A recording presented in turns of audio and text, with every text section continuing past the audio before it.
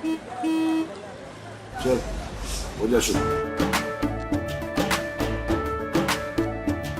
केसरिया से मन जोगी हुआ रे, दिल झूमे देखो मतवारा हुआ रे, दिल झूमे देखो मतवारा हुआ रे।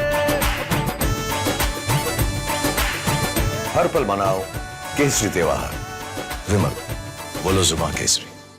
आज मैं बताकर जाता हूं कि 380 सीट में मोदी जी 270 सीट लेकर पूर्ण बहुमत प्राप्त कर चुके हैं। मतवा समाज वालों को कहने आया हूं, हर एक को घर घर जाकर हमारा शांतनु ठाकुर सीएए से नागरिकता देने का काम भारतीय जनता पार्टी। ये ममता बनर्जी दीदी वोट बैंक की राजनीति करने के लिए एक और घुसपैठियों को तो घुसाती है, उनको फर्जी तरीके से नागरिक बनाती है, और मेरे मतवा समाज के लोग जो आए हैं शरणार्थी बनकर, उनको नागरिकता देने का विरोध करते। अरे मोदी जी को तीसरी बार प्रधानमंत्री बनाना है या नहीं बनाना है?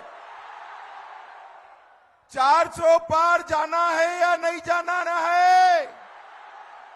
ये ममता दीदी को हटाना है या नहीं हटाना है? तो ऐसी आवाज नहीं चलेगी भाई। मेरे साथ दोनों हाथ उठाओ, सभी दीदी लोग भी उठाएं, विजय के संकल्प की मुट्ठी बींचो और प्रचंड आवाज से बोलो, जय श्री राम, जय जय श्री राम। बनगांव की इस विशाल सभा में आए हुए प्यारे भाइयों, बहनों, माताओं और मेरे जिगर के टुकड़े जैसे युवा मित्रों, आप सभी को नमस्कार। भाइयों बैठ जाओ, बैठ जाओ, बैठ जाइए, आप फिर से बैठ जाइए भाई। भाइयों बहनों, सबसे पहले हरिचंद ठाकुर, गुरुचंद ठाकुर और बोरो मां को प्रणाम कर कर मेरी बात की मैं शुरुआत करना चाहता हूं।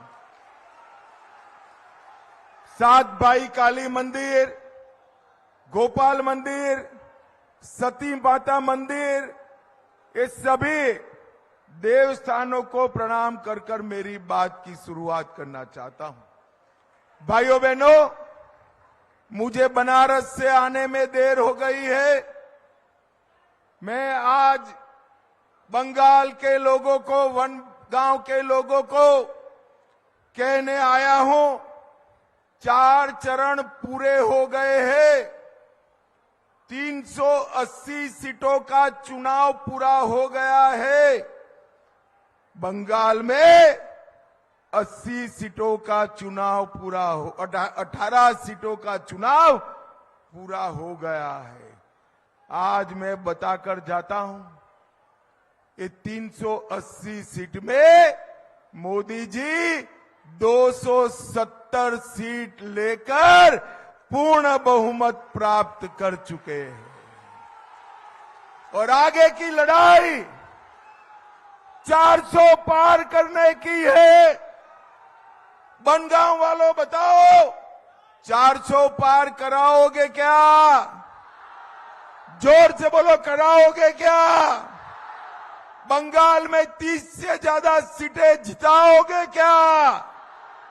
भाइयों बहनों, अगर आप 30 सीट जिताते हैं तो मैं मेरे मतवा समाज वालों को कहने आया हूं, हर एक को घर घर जाकर हमारा शांतनु ठाकुर सीएए से नागरिकता देने का काम भारतीय जनता पार्टी करेगी। भाइयों बहनों, मतवा समाज के लोगों को मैं आश्वस्त करने आया हूं, ये ममता बनर्जी दीदी झूठ बोल रही है कि सीएए में जो अर्जी करेंगे उनको तकलीफ आएगी। मैं गारंटी देकर जाता हूं बनगांव वालों, किसी को कोई तकलीफ नहीं आएगी, नागरिकता भी मिलेगी और देश में सम्मान के साथ जी भी पाओगे। मेरी बात ध्यान से सुन लो। दुनिया की कोई ताकत मेरे हिंदू शरणार्थी भाई, बौद्ध शरणार्थी भाई, जैन शरणार्थी भाई को नागरिक बनने से रोक नहीं सकती। ये नरेंद्र मोदी का वादा है, मैं आज आपको बताकर जाता हूं। भाइयों बहनों, ये ममता बनर्जी दीदी वोट बैंक की राजनीति करने के लिए एक और घुसपैठियों को तो घुसाती है, उनको फर्जी तरीके से नागरिक बनाती है, और मेरे मतवा समाज के लोग जो आए हैं शरणार्थी बनकर, उनको नागरिकता देने का विरोध करती है। वो कहती है बंगाल में हम नहीं देने देंगे। अरे दीदी, आप क्या रोकोगी? नागरिकता केंद्र का विषय है। बंगाल के मतवा समाज के, नमोशूद्र समाज के एक एक भाई बहन को नागरिकता देने का काम भारतीय जनता पार्टी करने वाली है। भाइयों बहनों, मुझे बताओ, ये बंगाल में घुसपैठ रुकनी चाहिए या नहीं रुकनी चाहिए?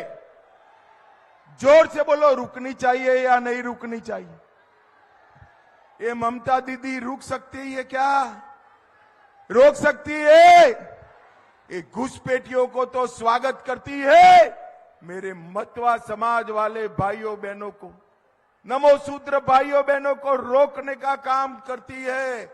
ममता दीदी, आपका समय अब समाप्त हो गया है।